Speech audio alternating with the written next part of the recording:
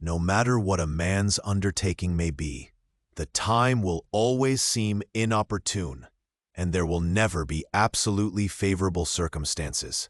He who waits for the perfect occasion will never begin, and if he does, he will often find a sad ending. These words by Niccolò Machiavelli are not just a beautiful phrase, but a cold, pragmatic truth that most of us prefer to ignore. We are taught to be prepared, to gather information, to plan meticulously. We are told that success is a reward for careful thought and deliberate action. And so we wait. We wait for the perfect moment, the perfect opportunity, the perfect alignment of resources and circumstances. But this wait is a trap. It's a convenient excuse to postpone the discomfort and uncertainty of starting something new. The harsh reality is that while we are busy waiting for everything to be just right, the world keeps moving. Less prepared, less experienced, and less knowledgeable people are out there doing the things we are only dreaming of. They don't have the perfect plan, the complete data set, or the ideal funding. They just have a goal and the courage to take the first step. They understand that readiness isn't a state you achieve, but a continuous process that begins the moment you act. It is a lesson learned not from books or lectures, but from the bruises and triumphs of real-world application.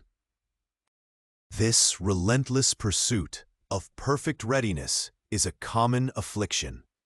It plagues bright, ambitious people who believe that every variable must be controlled before they can move forward.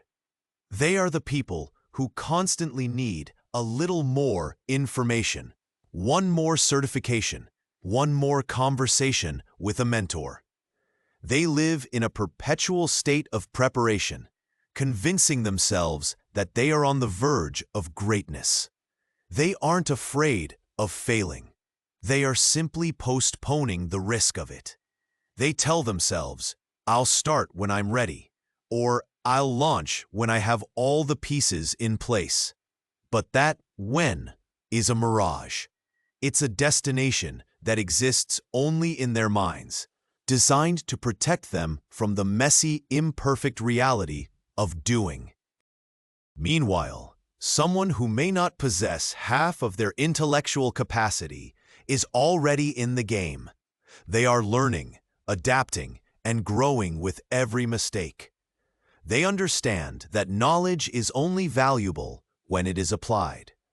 Their messy, imperfect process is building the only real capital that matters: experience. The lessons learned from a failed prototype are far more valuable than 1,000 hours spent theorizing about one. The insights gained from a difficult client interaction are worth more than any textbook on communication. This is because experience is not something you can learn. It is something you earn. The sooner you abandon the myth of the perfect launch, the faster you will begin to understand how the real world works. In this game, victory doesn't go to the one who prepared the longest, but to the one who started fastest and adapted most effectively. A successful launch is rarely a clean, seamless event. It's a chaotic, iterative process of trial and error. It's done on the fly, through mistakes, through corrections, through personal setbacks. This is the essence of true learning, the kind that leaves a lasting impact and produces tangible results. Think about it from the perspective of an investor, a customer, or an employer.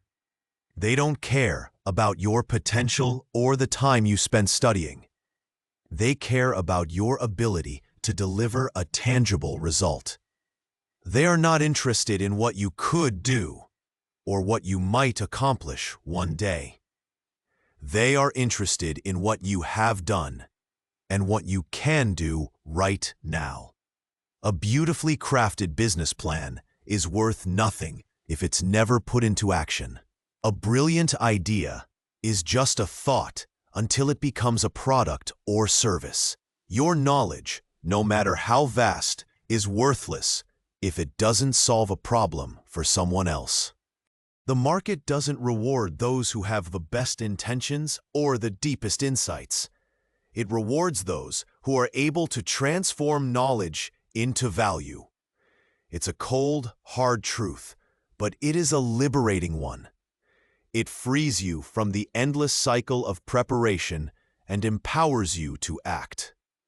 If you're stuck, if you feel you know a lot but have nothing to show for it, it's a clear sign that you need to stop accumulating and start applying. Don't start with a high-stakes venture. Start with something small. Take on a side project, offer to solve a problem for a friend, or build a simple prototype. It is only through the friction of reality that your true expertise will emerge. This is the fundamental difference between those who succeed and those who are stuck in the starting block.